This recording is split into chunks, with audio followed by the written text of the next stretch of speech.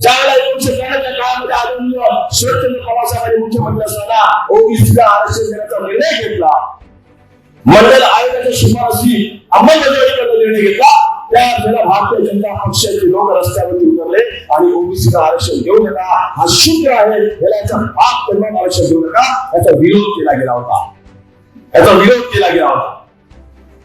तुम्हा आणि आम्हा ओबीसीला आरक्षण देता कामा नये यासाठी अनेक रस्त्यावरून आंदोलन, दगडफेक, जाळपोळ, निषेध, त्या ठिकाणी ठिय्या आंदोलन, लोकांची घरे जाळली, दुकानं फोडली, हे सगळं या महाराष्ट्रामध्ये होतं, देशामध्ये होतं.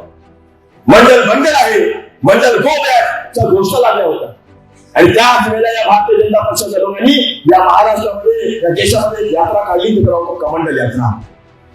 ओबीसीचा विरोध करा, कमंडल यात्रा काढा, जागोजागी नारे सुरू झाले, लोकांनी कमंडल यात्रा काढली. या देशाचे भारतीय जनता पक्षाचे लालकृष्ण अडवाणी यांनी त्याचं स्वागत केलं होतं, त्या कमंडल यात्रेचं कार्यकर्त्यांनी नेतृत्व केलं होतं.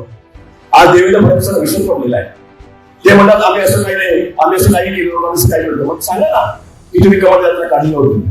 अरे आहे तुमच्याकडे हिंमत आहे आणि सांगा की तुमच्या पक्षाच्या नेते लालकृष्ण अडवाणी साहेबांनी मंडलला विरोध केला होता म्हणून सांगा.